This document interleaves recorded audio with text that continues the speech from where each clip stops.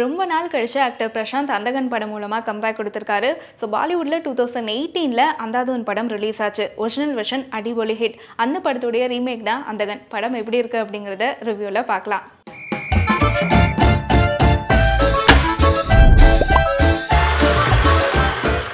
பார்வை தெரியாத மாற்றுத்திறனாளியான பிரசாந்த் ஒரு பியானோ கலைஞர். லண்டன் போய் பெரிய பியானோ கலைஞர் ஆகணும் அப்படிங்கிறது தான் அவருடைய ஆசை. அப்போது எதிர்பாராத விபத்து ஒன்றில் பிரியா ஆனந்தை சந்திக்கிறாரு. அவங்க ஹோட்டலில் அவருக்கு பியானோ கலைஞராக வேலையும் கிடைக்குது. அவங்களுடைய காதலும் வளருது. அப்போது அந்த ஹோட்டலுக்கு வர ஆக்டர் கார்த்திக் பிரசாந்தை பார்க்குறாரு. அவருடைய மியூசிக் அவருக்கு ரொம்பவே பிடிச்சி போகுது. ஸோ தன்னுடைய மனைவி சிம்மி கிட்ட பிரசாந்தை பியானோ வாசிக்க வைக்கணும் அப்படின்னு சொல்லி வீட்டுக்கு இன்வைட் பண்ணுறாரு. அடுத்த நாள் பிரசாந்த் அவங்க வீட்டுக்கு போகிறாங்க. அப்போது எதிர்பாராமல் ஒரு கொலைக்கு சாட்சியாகிறாரு பிரசாந்த். கண்ணு தெரியாத ஒருத்தர் எப்படி சாட்சியாக முடியும்? உண்மையிலேயே அவர் கொலையை பார்த்தாரா? என்ன மாதிரியான பிரச்சனைகள் எல்லாம் ஃபேஸ் பண்ணாரு அப்படிங்கிறது தான் அந்தகன் படம்.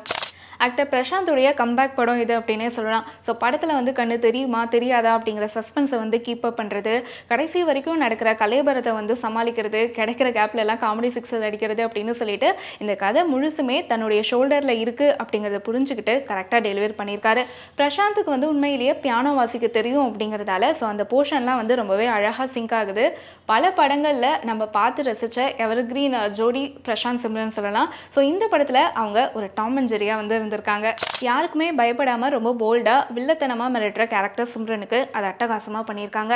ஆனா அவங்களுடைய கேரக்டர் அவ்வளோ புத்திசாலித்தனமா காட்டுறாங்க. ஆனா ஒரு சின்ன பிரச்சனைக்கு கூட ஏன் அவ்வளோ எக்ஸ்ட்ரீம் போறாங்க, அடுத்தடுத்து இவங்க பண்ற கொலைகளுக்கெல்லாம் பின்னாடி யார் அவ்வளோ பெரிய சப்போர்ட் அப்படிங்கிறதுக்கான கேள்விக்கு பதில் கிடையாது. பிரியானந்துக்கு கம்மியான ஸ்க்ரீன் ஸ்பேஸ் தான், ஆனா அவங்களுடைய பெஸ்ட்டை கொடுத்துருக்காங்க. KS ரவிக்குமார், ஊர்வஷி, யோகி பாபு, சமுத்திரகனி, வனிதா விஜயகுமார் அப்படின்னு சொல்லிட்டு ஸோ வர கேரக்டர்ஸ் எல்லாத்துக்குமே ஃபெமிலியரான ஆர்டிஸ்ட்டை கரெக்டாக பிளேஸ் பண்ணியிருக்காங்க. இந்த படத்துடைய கதை கேட்கும்போது ஒரு சீரியஸ் டோனில் இருக்கலாம். ஆனால் படம் ஆரம்பித்ததுலேருந்து எண்டு வரைக்கும் அந்த பரபரன்னு கீப் அப் ஆகிற சஸ்பென்ஸ் அண்ட் டார்க் காமெடி தான் அந்தாதுன் படத்துடைய மேஜரான ப்ளஸ். ஸோ அந்த ஒரிஜினல் வெர்ஷனுடைய எசன்ஸை கெடுக்காமல் தமிழ் வெர்ஷன்லையும் அப்படியே அழகாக ப்ளேஸ் பண்ணியிருக்காங்க. ஸோ டெக்னிக்கலாக பார்த்தோம்னா பெருசாக எந்த குறைகளுமே இல்லை. இந்த படத்தில் மியூசிக் எந்த அளவுக்கு மேஜர் ரோல் பண்ணும் அப்படிங்கிறது நம்ம எல்லாருக்குமே தெரியும். சந்தோஷ் நாராயணன் அதை அழகாக பண்ணியிருக்காரு.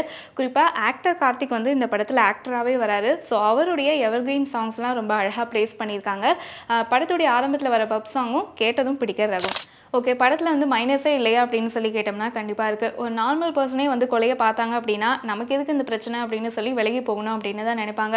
ஆனால் பிளைண்டாக ஒரு லண்டனில் போய் மியூசிஷியன் ஆகணும் அப்படின்னு கனவோடு இருக்கிற பிரசாந்த் எதுக்கு வாலண்டரியாக போய் போலீஸில் ஆஜராகிறாரு அப்படிங்கிறது தெரியல. பிரசாந்தோடைய பேக்ரவுண்ட் என்னது, கார்த்திக் மாதிரியான ஒரு பெரிய ஆக்டர் கொலை செய்யப்படும் போது சொசைட்டியில் எந்த விதமான பரபரப்பும் இல்லையா, சிம்ரன் இப்படி அடுத்தடுத்து கொலைகள் பண்ணுறாங்களே அவங்களுக்கு பின்னாடி யார் அவ்வளோ பெரிய சப்போர்ட்டாக இருக்காங்க அப்படிங்கிறதுக்கு மாதிரியான கேள்விகளுக்கு பதில் இல்லை. ஸோ இந்த கேள்விகள் ஒரிஜினல் வெர்ஷன்லையும் இருந்துச்சு, அந்த கேள்விகள் தமிழ் வெர்ஷன்லையும் அப்படியே தொக்கி நிற்குது அப்படின்னு தான் சொல்லணும். ஸோ ஓவராலாக அந்தகன் படம் எப்படி இருக்குது அப்படின்னு சொல்லி பார்த்தோம்னா ஒரிஜினல் வெர்ஷனில் இருந்த அந்த கிரிப்பை மோர் தென் 90% தமிழ்லையும் கொண்டு வந்திருக்காங்க. இண்டஸ்ட்ரியில் பிரசாந்துக்கு கண்டிப்பாக இந்த படம் ஒரு கம்பேக் தான். ஸோ அந்தகன் படம் நீங்கள் பார்த்துருந்தீங்க அப்படின்னா உங்களுக்கு எந்தெந்த விஷயங்கள் பிடிச்சிருக்கு அப்படிங்கிறத கமெண்ட்டில் எங்கள் கூட ஷேர் பண்ணுங்கள்.